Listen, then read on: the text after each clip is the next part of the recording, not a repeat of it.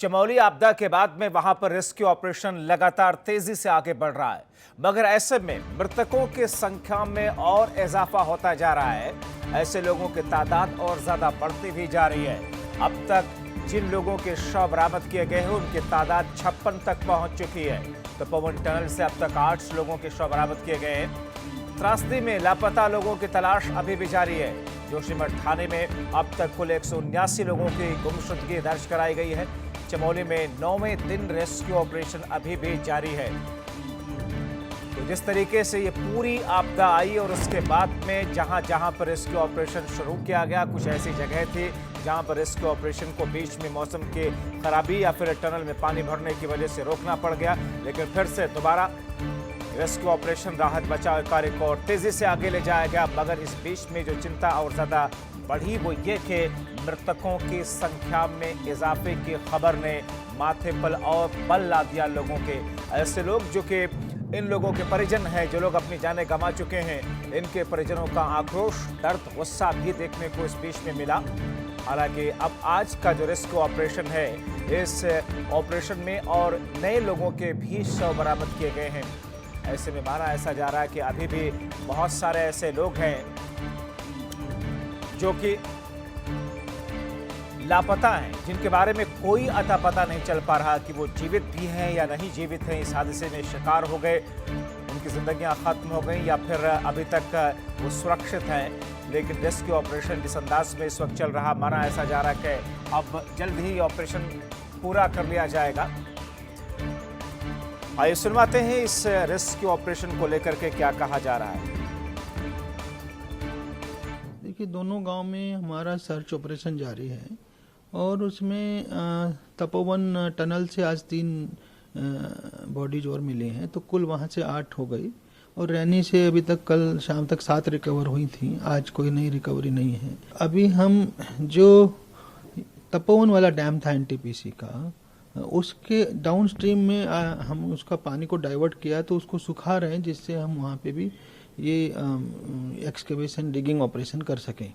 तो ये हमारा संभवतः कल शुरू हो पाएगा। अभी पानी को डाइवर्ट कर दिया गया है। आपको क्या लगता है सर, ये जो रेस्क्यू ऑपरेशन चल रहा है टनल के अंदर या रैनी गांव में, ये कब तक मतलब कंक्लूड हो पाएगा? मुझे लगता है 3-4 दिन तो और लगेगा। जिस तरह से जितना मलबा है, जितना % हमने कवर किया है, उस हिसाब से कम 3-4 दिन और लगेगा।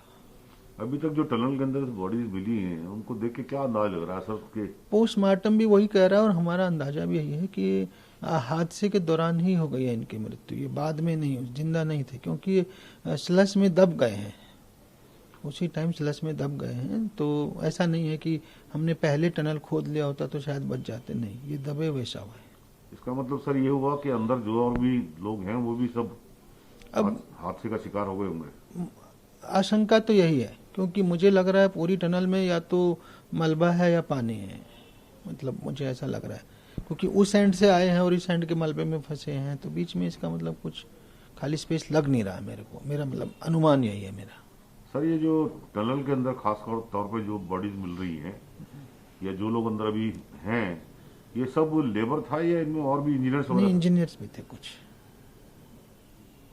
ये सब एनटीपीसी के लोग थे सर? सब एनटीपीसी के लोग थे, जो टनल के अंदर थे वो सब एनटीपीसी के लोग थे।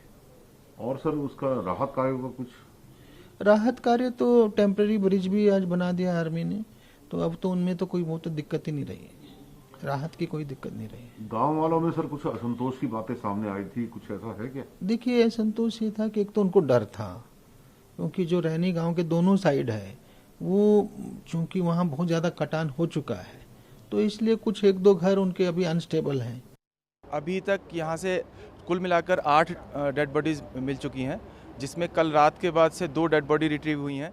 एक 12:30 बजे और एक सुबह 6:55 पे एक डेड बॉडी रिट्रीव हुई है। टोटल कुल जो फिगर है वो 8 की हो चुकी है।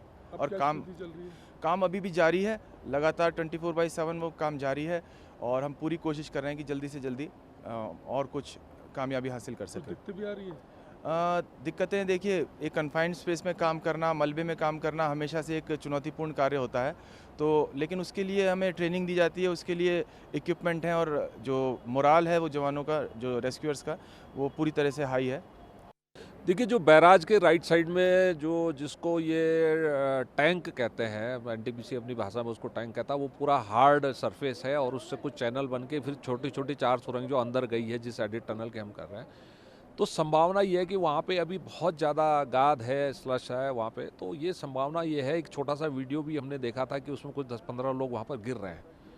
तो संभावना ये है कि वहाँ पर हमारे जो है कुछ लोग हो सकते हैं। तो उसके लिए यहाँ से चूँकि अभी रास्ता बिल्कुल कट ऑफ हो गया था, तो एक तो हम टनल की तरफ से उसको कनेक्ट करने की कोशिश कर रहे हैं, और एक उसके अपोजिट साइड से जो बैराज जहाँ से डिस्कनेक्ट हो गया है, उससे पानी आ गया था, तो उसको हम उससे मलबा डाल के उसको रास्ता बना रहे हैं ताकि हम वहाँ पर कुछ मशीन लगा के उसको सक कर सकें।